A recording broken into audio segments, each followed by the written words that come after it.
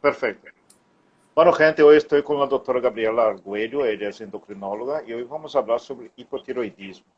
Vamos a saber todo sobre esa patología y todo lo que conlleva, ¿no?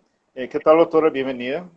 Buenas noches, muchísimas gracias por la invitación. Muy contenta de estar acá con ustedes para hablar un poco sobre una glándula tan importante conocida como tiroides. Gracias a usted por aceptar la invitación. Cuando hablamos de hipotiroidismo, hipo sería disminución, ¿no? Es la diferencia del hipotiroidismo para el hipertiroidismo, ¿no? Sí. Entonces vamos a empezar por ahí, ¿no? ¿Qué significa y cómo se origina el hipotiroidismo? Yo creo que para empezar esta charla, primero tenemos que conocer un poco a la tiroides, ¿verdad? Mucha gente dice, yo tengo tiroides, dicen, cuando tienen una enfermedad de la tiroides. Pero lo que tenemos que saber es que todos tenemos tiroides, las personas en general, ¿verdad? A no ser que nazcas ya con algún problema, tiene una glándula que se llama tiroides que se localiza acá en nuestro cuello, rodeándole a la trachea, abajo de la laringe más o menos. Tiene la fórmula de una mariposita, tiene así dos lóbulos y un istmo que le junta formando una mariposita conocida como tiroides. Es una glándula importante, secreta la hormona T3 y T4, que son hormonas que actúan en todo nuestro cuerpo, ¿verdad? En el metabolismo de cada célula de nuestro cuerpo. Entonces, ellos actúan, por ejemplo, en el cerebro, en el corazón, en la piel, en el intestino, en la memoria, en las uñas, en fin. Entonces, cuando ellas están desreguladas, pueden dar síntomas en todo nuestro cuerpo. Entonces, es importante primero conocer qué es y qué hace, ¿verdad? Cuando Perfecto. nosotros tenemos algún problema que hace que nuestra glándula de la tiroides secrete menos hormona de la que nuestro cuerpo necesita, sea menos T3 y T4, ahí se conoce esta condición como hipotiroidismo, ¿verdad? Eh, Causando problemas que, o sea, todo nos deja, yo digo así de una manera general, más lentificado, ¿verdad? La persona puede tener su corazón late un poco más despacio, puede tener estreñimiento, pérdida de memoria, colesterol alto, su metabolismo disminuye un poco, sube un poco de peso, tiene más retención hídrica, entre otras cosas, caracterizando que estas hormonas están en un menor valor de lo que nuestro cuerpo necesita. Yo tenía que hacer no comienzo, pero bueno, no hay problema. ¿Usted podría dar su formación, por favor, para que la gente conozca un poco más mientras Ah, van entrando la gente ahí? sí, claro, claro. Para los que están entrando, yo me presento de nuevo, soy la doctora Gabriela Argüello. Yo soy paraguaya, pero yo hice toda mi formación en Brasil. Yo viví 13 años en Brasil. Me fui por un programa de estudiantes de convenio, estudié en la Universidad Federal de Pelotas en Rio Grande do Sul. Y después me fui a hacer mi residencia en la ciudad de San Paulo. Hice medicina interna primero en la Facultad de Ciencias Médicas de Santa Casa de San Paulo y después hice mi formación de endocrinología en el Hospital Estadual de Ipiranga. Y en el 2019, sí, en febrero del 2019 terminé toda mi formación y desde enero del año pasado volví a Paraguay. Estoy de vuelta a mi país. Básicamente, La así universidad. resumidamente, ese es mi histórico dentro de la medicina. Fueron 6 años de facultad y más 5 años de especialización más o menos en total. La Universidad de Pelotas, bueno, yo soy de Porto Alegre, pero reconozco que ahora se está hablando mucho de la Universidad de Pelotas por Sí, la excelencia en medicina, ¿no? así Fue es. punta. La Universidad Federal de Pelotas se caracteriza mucho porque allá es muy fuerte la psicología y la psiquiatría. Entonces, en Río Grande do Sul se nos conoce como los médicos que le escuchamos a los pacientes, porque se nos enfoca mucho más por ese lado, ¿verdad? Y sí, de hecho que es una facultad muy buena, yo tengo mucho orgullo de haber estudiado ahí. De hecho, tengo muchas preguntas, también las chicas enseguida le van a hacer. Sí, Quisiera empezar por 10, creo que es la relación de 10 mujeres para un hombre que sufren de hipotiroidismo, ¿no? Así es. Pero tengo entendido que 3 a 5% sube de peso, como la obesidad ocasionada por el hipertiroidismo, por hipotiroidismo apenas 3 5%, ¿verdad? Pero con el hipotiroidismo se sube de peso, porque hay siempre hay mucha excusa o no sé, hay mucha teoría acerca de que subí por culpa del hipotiroidismo, ¿no? Pero, sin embargo, el porcentaje es bien bajo, ¿verdad? Lo que pasa, Explicar. sí, lo que pasa es lo siguiente. El hipotiroidismo causa una retención hídrica. La persona se queda hinchada. Entonces eso puede hacer que la persona aumente de 2 a 3 hasta 4 kilos máximo para justificar que esos kilos a más sean por culpa de la tiroides, ¿verdad? Una obesidad así más severa, más avanzada, tiene ya otras causas y no solo la tiroides. Es común recibir en el consultorio muchas mujeres que sufren con sobrepeso y obesidad que dicen, doctora, yo vengo a ver si no tengo un problema en mi tiroides porque no estoy bajando de peso, no estoy pudiendo bajar de peso, cada día engordo más. Y te cuento que la mayoría de las veces no hay un problema en la tiroides, ¿verdad? De hecho, que algo importante de decir es también que la propia obesidad puede tener una interferencia en las hormonas de la tiroides, específicamente en una hormona que se llama TSH, y puede estar un poquitito más aumentada que lo normal, consecuente de la obesidad. Entonces, a veces cuando no se maneja mucho eso, ya a veces se le diagnostica con un hipotiroidismo que en realidad no es tan hipotiroidismo porque es una consecuencia de tener mucha grasa y eso, los adipocitos hacen que aumente un poco el TSH. Pero sí, lo que les quiero dejar súper claro es que los kilos a más por culpa de la tiroides son de 2 a 3 kilos y generalmente se relaciona a la retención hídrica y no propiamente al acúmulo de grasa. ¿Verdad? De hecho, que el metabolismo de una mujer con hipotiroidismo sí está un poco más lento y lo que le puede hacer es dificultar perder peso, ¿verdad? Pero no subir y subir de peso. Eso ya hay que evaluar eh, otras cosas, ¿verdad? No, eso no es la tiroides. Y cuando hablamos de epidemiología, que me hablaste de que la cometen más mujeres, sí. Hoy se sabe que en la población mundial de 4 a 6% más o menos de la población tiene algún tipo de hipotiroidismo. El más común es uno que se conoce como subclínico y le da más a mujeres, 5-1 más o menos en la relación de hombres y mujeres, cada 5 mujeres un hombre, y es más a los ancianos también, a la gente con edad más avanzada, entre otras cosas, ¿verdad? Pero es básicamente eso.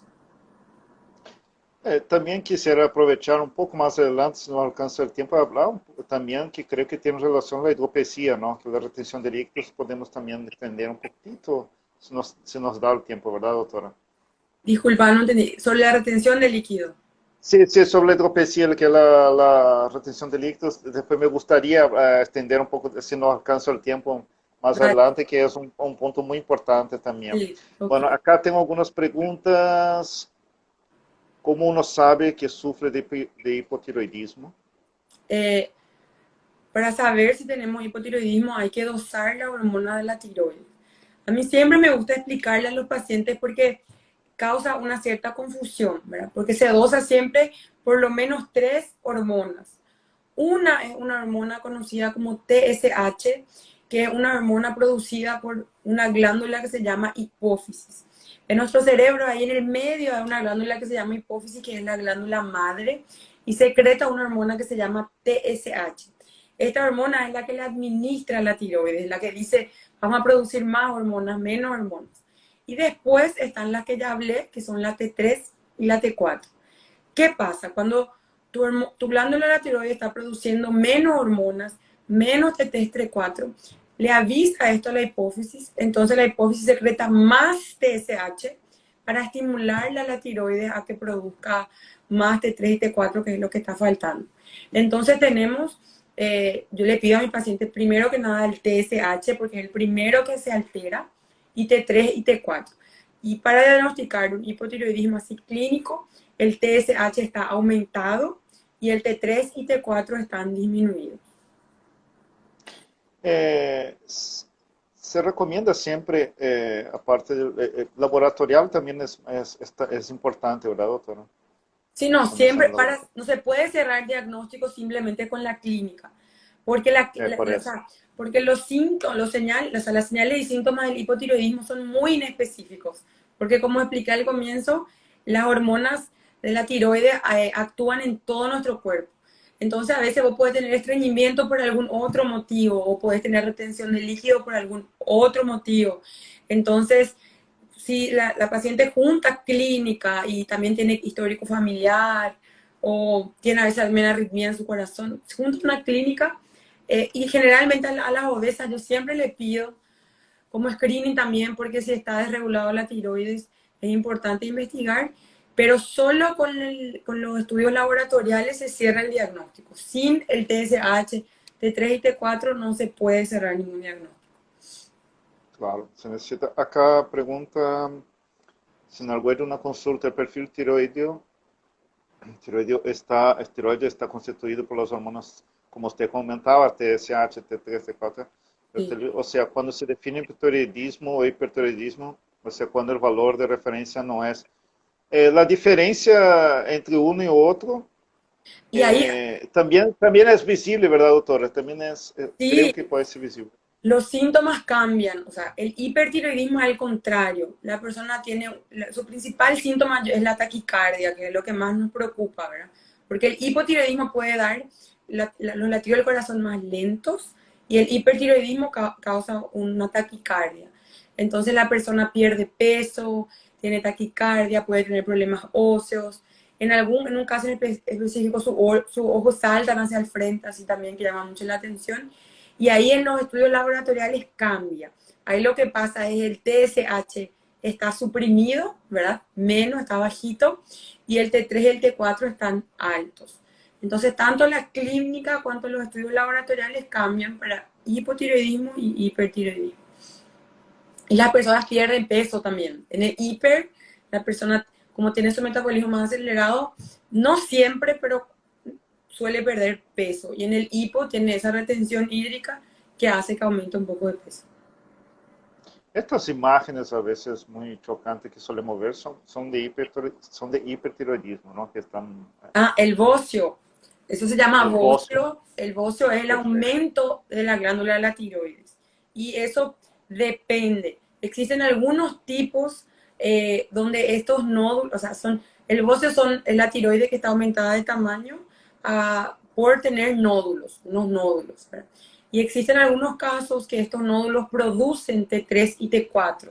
Y ahí es un tipo de hipertiroidismo pero no necesariamente producen. Puede ser que la persona tenga sus estudios, su TSH, su T3, su T4 normal y tenga solamente el bocio. Puede pasar también eso. Pero existen algunos casos de que tengan el hipertiroidismo asociado porque estos nódulos producen más T3 y T4 que lo normal. Bueno, pregunta acá Vázquez, ¿es hereditario? Existe, bueno, cuando hablamos de causas de hipotiroidismo, existen varias causas, ¿verdad? La causa, la causa anterior más común en todo el mundo era por tener una alimentación con déficit de yodo. Nosotros necesitamos de yodo para producir las hormonas de la tiroides. Ellas son compuestas por yodo.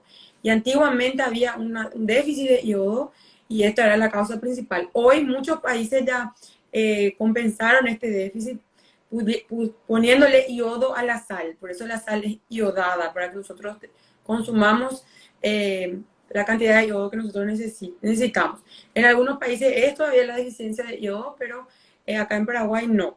Entonces la causa principal es otra enfermedad que se llama enfermedad de Hashimoto, que es una enfermedad autoinmune, que nuestro cuerpo crea unos anticuerpos que le atacan a la tiroides. Esta enfermedad en sí puede tener una tendencia genética. No es propiamente hereditaria, pero existen casos que cuando la mamá o el papá tienen, los hijos también pueden tener. Esta en específico que es la Hashimoto.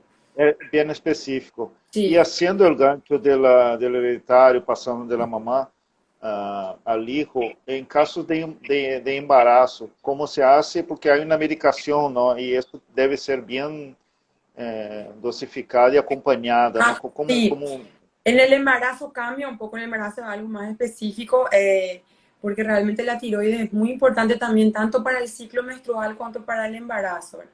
Las mujeres que tienen esta enfermedad de Hashimoto, que se puede presentar de esta manera que les voy a explicar para que entiendan mejor. La enfermedad de Hashimoto es una enfermedad autoinmune. Tus propias células empiezan a atacarle a tu tiroides. Y a largo plazo puede desenvolver un hipotiroidismo, pero no necesariamente desde el comienzo desenvuelve un hipotiroidismo. Entonces vos podés ser portadora de la enfermedad de Hashimoto, pero todavía no tener hipotiroidismo. Estas mujeres que tienen sus anticuerpos positivos tienen que tener mucho cuidado a la hora de embarazarse, porque tienen que tener su TSH, que es esa hormona que le hablé de la hipófisis, menor a 2,5, porque si no, si está más alto que esto, los valores cambian también para pensando en el embarazo específicamente. La mujer tiene riesgo de no embarazarse eh, o de embarazarse y perder su hijo, o inclusive que su hijo tenga consecuencias por falta de las hormonas, porque los fetos en el primer trimestre todavía no tienen tiroides, entonces depende de la tiroides de su mamá.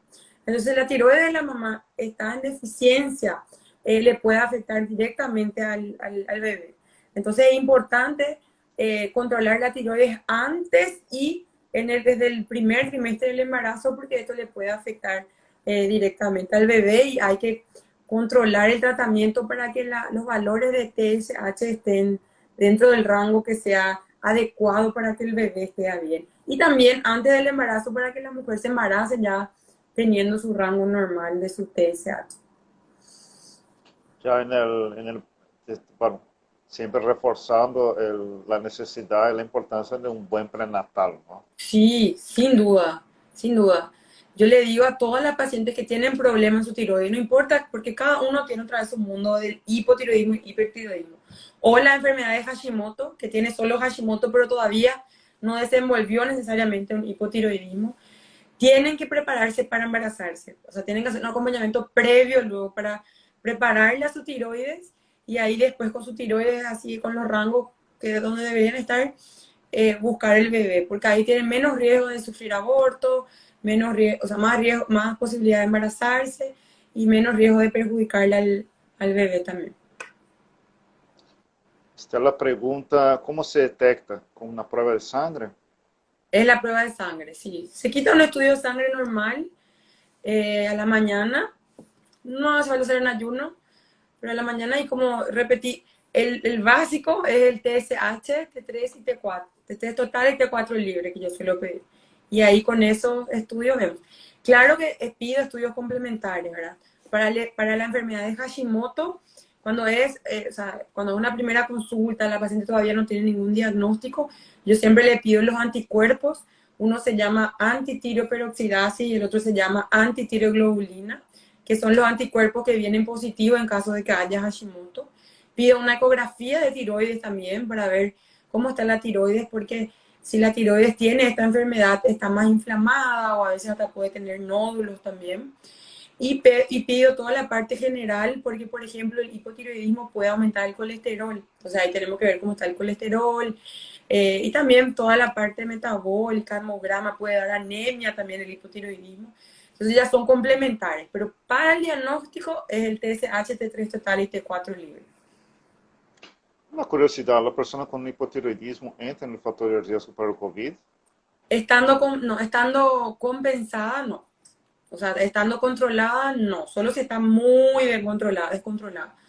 Pero no le hace vulnerable. Solo si está muy descontrolada y no está tratando, ahí sí es un poco peligroso, pero en general no. Claro. Rocío Martínez pregunta, me gustaría saber cuáles son los factores que pueden alterar el sistema endocrinológico.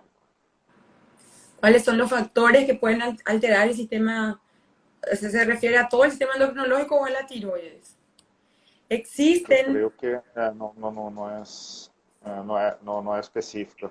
sí, yo creo que ya se está Eh, refiriendo a que Ah, Existen, vamos a hablar de las tiroides, ya que no es sí, específico, ¿verdad? Entonces no, se altera el pero sistema igual, de las tiroides. pero igual Ok, tiene, o sea, existe existe algunos componentes, algunos compuestos que realmente alteran todo el sistema endocrino y pueden alterar también las tiroides, que son algunos transgénicos que se le ponen a las plantas, o inclusive hay un componente del plástico. Viste que cuando se usa el vaso plástico, algo de plástico que se mete en el microondas y se calienta, él pierde un compuesto que puede alterar todo el sistema endocrino. Yo creo que se estaba refiriendo a eso, por eso hay que evitar consumir soja transgénica, calentar los plásticos, usar más vidrio, porque todo eso puede indirectamente alterar todo nuestro sistema endocrino. pregunta Crisle, ¿a partir de los cuántos años podemos agarrar? Bueno, creo que desde bebé ya puede agarrar, ¿verdad? Y Sí, también quisiera agregar a su pregunta eh, la cuestión de uno no puede evitar la tiroides o no hay caso, es solamente tratamiento y cuanto a la medicación, ¿qué ok. medicación se usa?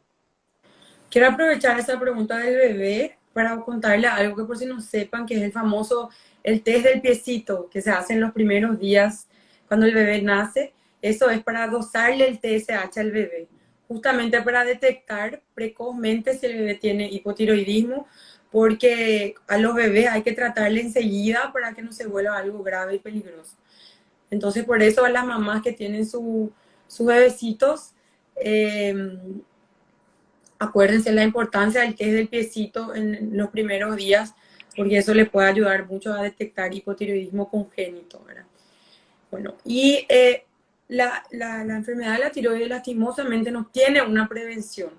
Lo que sí existen estudios que todavía no son consolidados, que se está todavía viendo, es específicamente más para la enfermedad de Hashimoto. Ese sí, porque la mujer puede tener ya los anticuerpos positivos y no necesariamente tener, desenvolver un hipotiroidismo. Puede que sí, puede que no. Hay gente que tiene enfermedad de Hashimoto por mucho tiempo, pero no desenvuelve un hipotiroidismo. Para estas personas en específico sí se recomienda que consuman la cantidad necesaria de sal, ¿verdad? Sal iodada. Ahora está muy de moda el sal de Himalaya, en fin, unos sales que no tienen yodo, ¿verdad? Que dicen que es más saludable. Que tengan un poco de cuidado con eso, o sea, no hay que consumir mucho sal, hay que consumir con moderación, pero sí la sal iodada para consumir la cantidad de yodo que nuestro cuerpo necesita para producir T3 y T4. También el hecho de tener un estilo de vida saludable, hacer actividad física, comer sano, ayuda a mantener a esas personas que tienen enfermedades de Hashimoto a no evolucionar para un hipotiroidismo. Y hay estudios, por ejemplo, que muestran que estas personas tienen que tener su vitamina D dosada y mantenida más que 30. Entonces yo siempre les doy su vitamina D y básicamente eso, ¿verdad? Hay muchos mitos con relación a la tiroides, con relación a la alimentación para no la tiroides. Yo siempre les recomiendo que hablen sobre eso con sus médicos porque hay gente que, por ejemplo, no come más repollo, no come más brócoli porque tiene miedo, porque dice que eso va a empeorar. De hecho, que sí puede empeorar por si se come en muchísima cantidad, ¿verdad? Entonces yo creo que todas esas cosas, esos remedios que se venden por ahí o esos mitos, hay que siempre discutir un poco en consulta antes de llevar muy a serio, porque no hay mucho cómo prevenir, más se acompaña y se mantiene esas cosas que acabo de citar para intentar evitar que quien tiene Hashimoto evoluya con hipotiroidismo. Bueno, una de las cosas que más yo hago hincapié acá en la página, en mis proyectos, es que no se automediquen y no sigan como es, promesas de productos milagrosos, ¿no? Y por esa razón siempre también le invité a usted y trato de tener Sí, profesionales para que ustedes puedan hacer lo correcto. Quisiera acotar algo antes. Usted hablaba de la sal de Himalaya, que es un componente muy importante en la dieta keto, no, ¿no? no.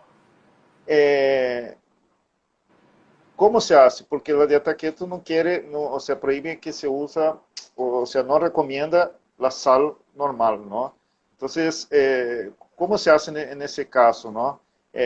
Sí, por supuesto que tiene que estar acompañado por un nutricionista, lógico, cuando va a hacer una Sí, y dieta, ¿no? eso es la ¿Cómo se hace en importancia. este caso? Es un componente muy importante, ¿no? Con el Termina entrando en yodo, conflicto, ¿no? sí, con el yodo hay que tener mucho cuidado. Bueno, en eso vamos a suponer que la persona no puede consumir por algo de motivo una sal iodada y se puede suplementar el yodo. Existe suplementación de yodo. Nosotros necesitamos consumir 150 microgramos de yodo por día nosotros, y las embarazadas lo que necesitan un poco más, que es 250 microgramos por día. Entonces, existen suplementos. Lo que hay que tener cuidado es que tanto poco yodo es malo, pero mucho yodo también es malo. Entonces hay que tener mucho cuidado. Existen algunas medicaciones, existen algunos componentes que tienen yodo en exceso y eso le puede destruir también a la tiroides. O sea, usar yodo en exceso a veces se utiliza como tratamiento luego para otras cosas. Entonces, mucho cuidado con la suplementación de yodo. Hay una sustancia que se llama Lugol, que está medio de moda, que se le da a la gente, que son gotitas que tienen una cantidad impresionante de yodo, y eso le puede decir de una manera común, así le puede fritar a la tiroides, ¿verdad? Entonces, en caso que la persona no pueda consumir sal iodada, se le puede suplementar, pero con la dosis adecuada. No también llenarle de yodo, porque eso le puede perjudicar. Así como también Hay que, una. hay que dosificar, ¿no? Sí, sí, sí, hay que hacer con un suplemento confiable que vos sabés que tiene esa cantidad de yodo. Y las embarazadas, todo es muy difícil dosar la cantidad de yodo que una persona está consumiendo. Se hace un examen de orina, pero no es muy fidedigno, entonces es muy difícil poder saber si la persona qué cantidad de yodo está consumiendo, ¿verdad? Generalmente yo a quien siempre recomiendo son a las embarazadas, porque sí o sí necesitan un poquitito de yodo a más. Entonces en los suplementos vitamínicos que se le da a la embarazada siempre viene un poquitito de yodo a más para suplementar ese a más que ellas necesitan. En no embarazadas es caso a caso, hay que hablar, hay que ver toda su alimentación y ahí se decide. Pero no es de práctica, no es que, ay, la doctora dijo yodo, me voy a comprar un suplemento de yodo. No, por favor, cuidado con eso. Hay muchas preguntas, y eso es bueno, la gente está bien interesada acá. Ay, sí, Eh, perfecto. Lucia pregunta, buenas noches, si ya fui diagnosticada con hipotiroidismo, ¿a cada cuánto tiempo debo hacer mis chequeos? Y quisiera saber si puede formarme bolitas en el cuello. Ok, ella fue diagnosticada con hipotiroidismo, ¿verdad? Pregunta si fue, sí, Sí, yo creo que es una ok. pregunta hipotética. En el comienzo del tratamiento, me preguntaste hace rato también, no te respondí del médico, existe una hormona Sí, medicamento. existe una hormona bioidéntica a nuestro T4 que se llama levotiroxina, que es la que se vende y se comercializa para tratar el hipotiroidismo. El raciocinio es lo siguiente, en realidad está T3 y T4. ¿Cuál es la diferencia entre uno y otro? T4 es la hormona inactiva y T3 es la hormona activa. La T3 es la que se va y actúa en todo nuestro cuerpo. Pero nosotros ya tenemos en nuestro cuerpo una enzima que le transforma al T4 en T3. Entonces el tratamiento es dar T4, justamente para que después en tu cuerpo se transforme en T3 y actúe en todas las células. Entonces el tratamiento es con T4. Dependiendo del tipo de hipotiroidismo, porque hay hipotiroidismo subclínico, hay hipotiroidismo clínico, hay más grave, más leve, se calcula una dosis de acuerdo al peso de la persona del T4 y se empieza el tratamiento. Inicialmente, yo a cada 5 o 6 semanas le pido ya para repetir después del inicio del tratamiento su TSH, T3 y T4 para ver si la dosis que yo le di es adecuada. Porque si no es adecuada, vamos a tener que aumentar o disminuir hasta llegar a la dosis adecuada. Cuando se llega a la dosis adecuada ya se puede ir viendo con más tiempo, ¿verdad? Ahí nos vemos en 6 meses o si la paciente tiene algún síntoma diferente o algo. El problema y el cuidado que hay que tener que la dosis en exceso del T4 también puede ser perjudicial, porque ahí yo le estoy a alguien que tiene hipotiroidismo, dándole mucho T4, yo le puedo transformar en hipertiroidismo y ahí tener esos síntomas de que el corazón late rápido, irritable y todo. Entonces, por eso hay que controlar primero así a cada 1 mes y medio más o menos para llegar a la dosis adecuada, evitar que pase eso y después ya cuando encontramos la dosis, liberarle con más tiempo, ¿verdad? Y otra cosa también muy importante es que en la dosis tiene muchísimo que ver con el peso. Si la paciente o sube mucho de peso o baja mucho de peso, va a tener que cambiar también las dosis. Entonces, si de repente en ese tiempo la paciente sube mucho de peso o baja mucho de peso, ahí yo les aviso luego para que me visite para dosarle otra vez sus hormonas para ver cómo está. Entonces el tiempo depende, esa que me preguntó, depende si es el comienzo, si ya está controlado, si sentís alguna cosa, eso también es muy individualizado. ¿Existe una relación directa, por ejemplo, una paciente con un grado elevado de obesidad? Ella, al bajar de peso, ella puede tener mejora en su condición clínica en cuanto a las tiroides. ¿Tiene alguna influencia directa o no tiene ninguna influencia? Como te expliqué, la obesidad puede aumentar un poco el TSH. Eso puede pasar, pero no necesariamente desenvolver un hipotiroidismo. Entonces, de hecho, que cuando pierde peso, su TSH va a disminuir un poco. En la enfermedad de Hashimoto también, como te dije, como el cuerpo está en un estado muy inflamado, principalmente cuando está obeso, cuando la persona cambia su estilo de vida, pierde peso, se alimenta mejor, ahí también puede mejorar un poco la enfermedad de Hashimoto y evitar que desenvuelva un hipotiroidismo. Ahora, si ya tenés un hipotiroidismo clínico, así ya diagnosticado durante tu obesidad, no es porque perdés peso que vas a dejar de tener Ah, claro. hipotiroidismo. ¿Entendés? No, Eso es algo. Alguien preguntó también eso. El hipotiroidismo es una enfermedad crónica, no tiene cura. Lastimosamente, cuando empiece el tratamiento, ya va a ser para siempre el uso de T4, ¿verdad? Va a variar nomás la dosis, de acuerdo a tu peso, de acuerdo a la evolución de la enfermedad y eso. fantástico, es muy bueno porque creo que el hipotiroidismo es el gran villano siempre, ¿no? De la obesidad. Todo se culpa muchas veces. Sí, Y es muy bueno eso de desmistificar, por eso me interesó. sí. Bueno, acá me pregunta, Nancy Jara pregunta, buenas noches, en cuanto a los nódulos, ¿pueden ser extraíbles una vez detectados? Depende. Con relación a los nódulos, nosotros vemos en la ecografía sus características. Existen características que hablan a favor de que sea un nódulo más benigno o que sea un nódulo más que tenga sospecha de malignidad. Cuando tiene un alto índice de sospecha de malignidad, lo que nosotros pedimos es que se haga una punción para ver las células del nódulo y ver si es benigno o maligno. Si es maligno, ahí sí hay que sí o sí hacerse cirugía.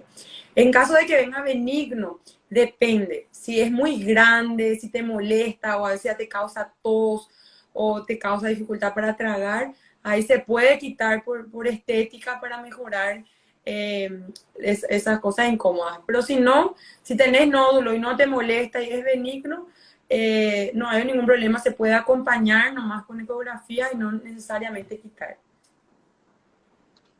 Cuando crecen las glándulas tiroides, ¿es posible que uno llegue a cáncer? Sí, ahí depende del nódulo, porque ahí se va a hacer la ecografía y hay que ver la característica de los nódulos para saber si o sea, es benigno o maligno y de acuerdo a esa característica se hace el acompañamiento justamente porque puede cambiar, puede crecer, puede cambiar su característica y ahí si tiene estos cambios hay que punzar para descartar la sospecha de malignidad. Pregunta, o sea, ¿el hipotiroidismo puede causar dolores musculares? Puede causar dolores musculares, puede causar dolores musculares y articulares. Cuando está muy avanzado, yo tuve una paciente con un hipotiroidismo muy avanzado, ella tenía dolores extremos en sus articulaciones. Y otra cosa importante también, eh, ya que dijiste que no hay que culparle toda la tiroides, las enfermedades autoinmunes, ellas son, una le llama a la otra, ¿verdad? Si la persona tiene una enfermedad autoinmune, vamos a poner que ya tiene, por ejemplo, celiaquía, vitiligo, que es esa enfermedad de la piel que se queda más blanca, lupus, diabetes tipo 1, todos son enfermedades autoinmunes. tiene una predisposición a tener otras enfermedades autoinmunes. Entonces, por ejemplo, quien ya tiene artritis reumatoide, que son los dolores en las articulaciones, siempre tiene que investigar también hipotiroidismo. Y al revés, una persona con hipotiroidismo que tiene esos dolores, le podemos atribuir al hipotiroidismo, pero también hay que investigar las otras enfermedades reumatológicas autoinmunes, porque quien tiene uno puede tener el otro. Entonces hay que siempre investigar todo.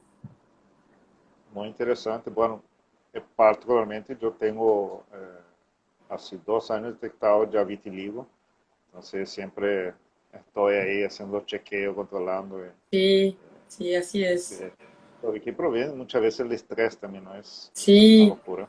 sí. Una vez detectado, pregunta Estela, ¿se puede curar o siempre lleva el tratamiento de por vida, doctora? Lleva tratamiento de por vida. Existen, bueno, el hipotiroidismo clínico es de por vida, ya se va cambiando la dosis como expliqué hace rato. Existe un tipo de hipotiroidismo que por decirlo así es más leve, conocido como subclínico, que consiste en lo siguiente. Cuando vos le dosás las hormonas, el TSH viene alto y el T3 y T4 viene normal, no está bajo, pero el TSH ya está alto. Eso se conoce como hipotiroidismo subclínico. Estos casos hay que también agarrar con pinza porque no todos necesitan necesariamente de tratamiento, ¿verdad? Entonces, por eso algunas veces los pacientes a veces empiezan a tratar, después no le tratan más y tienen ese error de que el tratamiento no es para siempre. Es que existe este tipo de hipotiroidismo que a veces el médico, por ejemplo, le trata para ver si va a valer la pena tratar, si necesita tratar, si mejora sus síntomas, a veces no. Entonces, por eso a veces empieza y no se le da más. O a las embarazadas, ¿verdad? Que necesitan solo durante el embarazo porque los rangos cambian un poco. Eso puede pasar también. Pero el hipotiroidismo clínico, el normal, ya es para siempre, es un tratamiento crónico. Pregunta acá, ¿qué puede complicar la tiroides Que o puede, o el sea, hipotiroidismo? La el, hipo, hipotiroidismo. el hipotiroidismo grave, grave puede llevar al coma. La persona cuando tiene un hipotiroidismo muy grave puede perder su conciencia y llegar a lo que se llama coma mixedematoso, se queda hinchado, en coma, Wow. se baja toda su temperatura, ¿verdad? Y su corazón late muy, muy, muy despacio, ¿verdad? Entonces es un cuadro así de coma con el corazón que late muy despacio y temperaturas muy bajas, tiene hipotermia también. Entonces, para evitar eso, hay que evitar, o sea, tratar, buscar ayuda, ¿verdad? Y a las mujeres le puede causar infertilidad, ¿verdad? Entonces también tener ese cuidado a la hora de embarazarse. Que era nuestra próxima pregunta, es justamente Andy Prieto pregunta, doctora, buenas noches, ¿me puede quitarle una duda? Es cierto que si tienes problemas con las tiroides es difícil embarazarte. Ahí ya contestaste, ¿no? Que sí puede causar infertilidad, ¿no? Sí. El hipotiroidismo puede causar la falta de apetito sexual. Puede, falta de libido, sí, el hipotiroidismo puede también afectar la parte sexual, sí. Siempre es bueno hacer Ah, una evaluación de todas las hormonas, pero no es muy frecuente, entonces así eso, el tema del apetito sexual hay que conversar bien y investigar todo el perfil hormonal de la mujer luego, porque varias cosas pueden interferir. para ver si es específicamente La este el problema, tiroides, ¿no? sí, porque yo recibo muchos, todo el mundo siempre piensa que el problema, el culpado es la tiroides. No, y por eso el gran villano es la tiroides. Tengo un problema con la tiroides y ahí ya va todo, como un combo, ¿no? Va tirando ahí todo, Sí. una caja ahí. Otra cosa Eh, importante, que no me preguntan, sí, pero sí. yo quiero explicarle a la gente, el TSH, el T3 y T4 son hormonas. Y siempre que nosotros vamos a hacer un estudio de hormonas, un estudio laboratorial de hormonas, tenemos que tener mucho cuidado porque suele haber error en los resultados. Entonces, siempre que, por ejemplo, te viene un estudio alterado, siempre es bueno repetir para confirmar. No hay que confiar solo en un estudio, principalmente cuando se trata de hormonas. Entonces, cuando el paciente viene primera vez conmigo y es el primero que le viene alterado, es bueno repetir el estudio también para confirmar el resultado. Tengan mucho cuidado. Con un solo estudio generalmente también no se hace el diagnóstico. ¿No? interesante. Bueno, acá siguen las preguntas a full. Un caso de hipertiroidismo puede producir parálisis. Puede producir parálisis, sí, sin duda. El hiper, no es el hipo. El hipertiroidismo, que es el otro extremo, puede dar el caso de parálisis. Puede dar. El hipertiroidismo sin el hipo no. No, No, el siempre hipo causa coma, perfecto. coma, bradicardia, dolores. ¿Cómo se diagnostica el cáncer de las tiroides? Es así, la sospecha es por los nódulos, como dice, cuando la persona nota que tiene, que le aumenta su tiroides o tiene histórico familiar cercano, ahí se le pide la ecografía de tiroides. Ahí nosotros evaluamos la característica de los nódulos y se hace la punción, una biopsia con una aguja, y ahí vemos si es sospechoso para cáncer o no. La pregunta, doctor, ya que T3 y T4 son hormonas, ¿qué tipo de cambios puede ocasionar en el cuerpo? Y como actúa en todo el cuerpo, o sea, por ejemplo, en el hipotiroidismo, no sé si ella se refiere al cambio de músculo, de grasa. El hipotiroidismo retiene líquidos, o sea, más que cualquier cosa, retiene líquidos, o sea, vas a ser una persona más hinchada, vas a retener bastante líquidos también. Y te va a costar más perder peso, porque tu metabolismo va a estar más lento. Bueno, creo que quiero pasar al otro tema, un poco más preguntas. ¿Cuáles son los síntomas más frecuentes El hipotiroidismo es del cansancio, hipotiroidismo? cansancio, fatiga, caída de cabello, uñas quebradizas, estreñimiento, pérdida de memoria.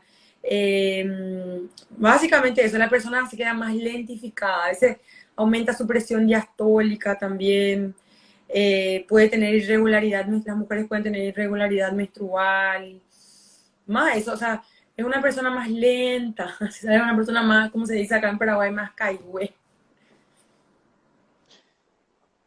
Perfecto, me gusta, yo creo que es importante siempre recalcar que consulten a un médico, Sin duda, sin no dudas, hagan, porque puede ser tiroides, puede no ser también, ¿no? puede no ser. Puede ser por algún problema en la tiroides. Antes de terminar esa parte, ¿cuáles son las otras enfermedades? Que ya usted habló de algunas, pero vamos a hacer un repaso con cuáles son las otras enfermedades en la glándula de tiroides. En general, Sí, en general, hace un pequeño repaso. Está la, sí, bueno, bueno, hipertiroidismo, lipo, sí. después Hablamos del, Hashimoto. bueno, existen también las tiroiditis inflamatorias, que son enfermedades que le inflaman a la tiroides y pueden pasar, nosotros le decimos por algo trifásico, puede comenzar con un hipertiroidismo, después hipotiroidismo y después vuelve otra vez a la normalidad. O sea, existen varias clases de tiroiditis inflamatoria, pero es importante también porque a veces puedes tener un hipotiroidismo transitorio nomás. No hace falta tratamiento ni nada y con el tiempo mejora. Eso existe también, ¿verdad?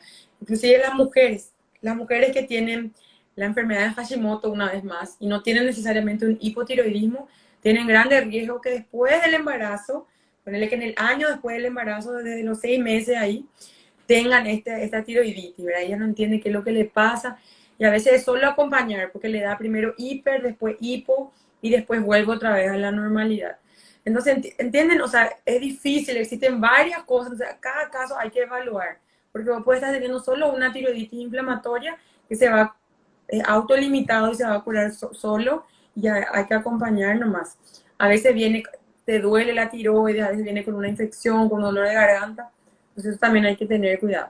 Después están los cánceres de tiroides también, que como expliqué, eh, son los nódulos que hay que acompañar con ecografía, que hay que punzar si es necesario, y si es maligno se quita la tiroides, que es más una causa de hipotiroidismo también, que la gente que se tiene que quitar la tiroides, cuando se quita todo sí o sí, necesita de su T4, y cuando se quita solo una parte, 50% también acaba teniendo hipotiroidismo después.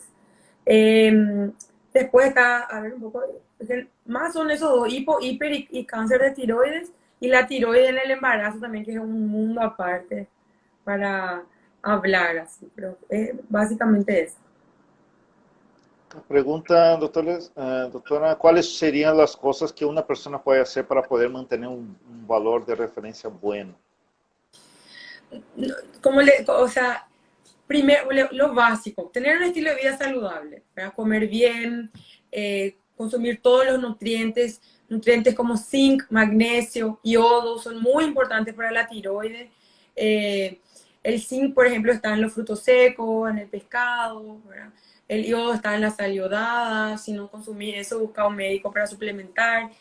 Intentar mantener un estilo de vida saludable para no tener mucha grasa, porque el acúmulo de grasa también puede alterar un poco el TSH y eso, básicamente eso. Bueno, acá, bueno, la pregunta, la diferencia entre hipo y hipertiroidismo, la doctora ya contestó. Doctora, si el hipotiroidismo es un villano, la retención de líquido también, ¿no? Todo se culpa también, tengo retención de líquido. Vamos a hablar entonces un poco sobre el DPC, quiero que usted explique realmente cómo se da eso, en qué casos, y en qué casos realmente influye en la obesidad, porque estoy obeso porque subí de peso porque tengo retención de líquido nomás, no es tan sencillo, quiero que usted me explique cómo. Sí, bueno, la retención de líquido es un tema muy amplio también. Creo que te voy a empezar hablando sobre problemas más serios que causan retención de líquido, que son principalmente problemas en el corazón y en el riñón, ¿verdad? Una persona que tiene problemas un poco más graves en su corazón, que su corazón no está funcionando, bombando bien, tiene una dificultad en el retorno venoso, en que tipo todo vuelva otra vez. Y eso puede hacer que la persona se hinche más, ¿verdad? Pero ahí estamos hablando o sea, de una retención más importante, ¿verdad? Entonces, por ejemplo, primera cosa, tenés un problema intenso de retención de líquido, o vamos a evaluar ese corazón, vamos a ver si está funcionando bien, si tiene algún problema. Segundo, el riñón también. Cuando el riñón no está funcionando bien, no hace bien su filtración, o sea, la persona orina menos, puede también causar retención de líquidos. Entonces hay que evaluar si no hay un problema en el riñón que esté dificultando el tema de orinar, de filtración y todo eso. Entonces, viendo corazón, viendo riñón, que está, no hay nada en el corazón, no hay nada en el riñón, está más asociado a la mala alimentación, ¿verdad? Primero, lo que más se sabe es que consumir mucho sodio, mucha sal, no importa cuál, Himalaya, yodada, la que están en la comida, embutido, puede hacer la retención del líquido porque el sodio retiene el líquido, ¿verdad? Entonces, tener una alimentación muy rica en sal o en sodio también haga que tengamos mucha retención del líquido. Y el villano principal, que es el carbohidrato, ¿verdad? Llegamos a la final y creo que eso es lo que más pasa. Cuando una persona consume mucho carbohidrato, eh, a ver cómo le puedo explicar. De una manera simple, es mucho más complejo. Vamos a poner así que la glicosis que está en el músculo absorbe agua, por decir así, ¿verdad? O sea, cuando más carbohidratos vos comes, eso también hace que tiendas a absorber más agua y quedarte más hinchado. Entonces, creo que básicamente eso, ver corazón, riñón, consumo de sodio en exceso y consumo de carbohidrato en exceso. Es todo eso lo que... Ahí ustedes van a ver que cuando comienzan, como me dijiste que hacen la dieta cetogénica, la dieta keto y más, cuando comienzan a disminuir el consumo de carbohidratos, se ve, es muy notorio como la persona, o sea, retiene mucho menos, me deshinché, doctora, ¿verdad? Me deshinché, ¿verdad? Y eso tiene mucho más que ver con la alimentación que con los problemas que estaba hablando. Y muy importante saber, también entender, existen hoy eh, algunos estudios de bioimpedancia que es para analizar la composición corporal, para intentar ver bien qué es grasa, qué es músculo, qué es agua. Y para mí, el acompañamiento de una paciente que está en un proceso de pérdida de peso es importante medir su composición corporal para saber qué es lo que está cambiando en su peso, qué quiere decir ese peso, ¿verdad? Si es músculo, si es grasa, si es agua y todo. Y eso para acompañar, porque a veces piensan que es retención de líquido y no necesariamente es retención de líquido. Entonces hay que Exactamente. hacer o sea, medir con un analizador corporal y ver exactamente de qué consiste ese peso, también va a ayudar a diagnosticar la retención de líquido y buscar las probables causas. Y la falta de consumo de agua, que ahí entra en el riñón también, puede hacer, porque no es, doctora, yo estoy hinchada, entonces tengo que tomar menos agua, no. Tienes que tomar más agua. Cuanto más agua, más vas a orinar, mejor va a funcionar tu riñón. Si tomas poca agua, eso es al revés, vas a retener más líquido. Entonces hay que también tomar mucha agua. Facilita al riñón. Doctor, ¿alguna cosa más que usted quiera agregar en estos dos temas que estuvimos? Creo No, que creo que no, lo único bastante. que no hablé tal vez son lo de los medicamentos. Existen medicamentos que pueden causar hipotiroidismo, principalmente litio y Ah, amiodarona. Personas que tienen problemas de corazón a veces tienen que usar es un antiarrítmico amiodarona. Litio también, problemas que tienen problemas esquizofrenia o a un problema psiquiátrico usan litio. Los dos tienen yodo en su composición. La miodarona principalmente, entonces o le das mucho yodo, entonces la persona puede tener problemas en su tiroides, entonces le da mucho yodo. Pero si ellas necesitan, a veces por algo de motivo, necesitan de estos remedios, nosotros acabamos acompañándoles también para acompañar su tiroides. perfecto. Doctora, ¿cómo hace la gente para encontrarte? ¿Dónde es tu consultorio? ¿Puedes dar todas tus páginas? Sí, les invito, yo estoy más activa acá en el Instagram, como doctora Gabriela Argüello, DRA Gabriela Argüello.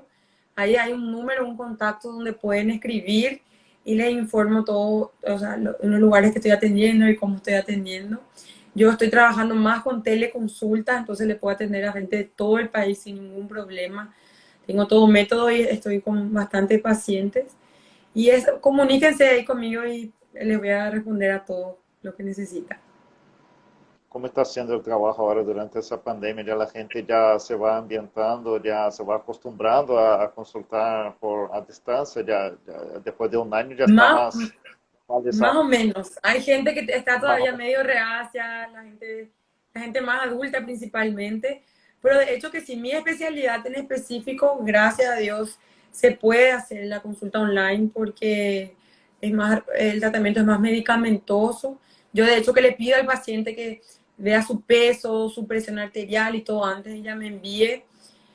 Nunca le va a reemplazar a una consulta presencial. Yo creo que la cara a cara es otra cosa, sin duda, pero funciona súper bien y lo importante es que las personas estén compensadas para que estén bien y no corran riesgo de repente agarrar el COVID y de una manera más grave. Entonces, no es porque hay pandemia, gente que tiene que dejar de irse al médico, que tienen que dejar de consultar, tienen que mantener en día todas sus enfermedades y estar justamente bien ahí por si le agarra el COVID para que le encuentre bien y ustedes le consigan superar sin problema. Exacto. Acá hay una última pregunta. El carvedilol. El carvedilol no, solo el litio y la amiodarona. El amiodarona es que el que es antiarrítmico. Perfecto. Muchísimas gracias, doctora, Gracias por a vos por la tu, invitación. por tu, por tu paciencia, por todas las informaciones que usted brindó. Y bueno, yo ahora voy a estar entrando, voy a subir también en Facebook, en nuestra página Mi Jorita Paraguay. Y bueno, dejo y que tenga muy buenas noches y Muchísimas estamos en gracias contacto. y un saludo a todas las mujeres que nos acompañaron por el Día Mundial de la Mujer, que espero que hayan pasado bien. Muchas gracias por la invitación y a disposición siempre. Si quieren saber algo más, pueden contar conmigo. Perfecto. Felicidad a usted también. Gracias, gracias. Chao, Muchas chao. gracias.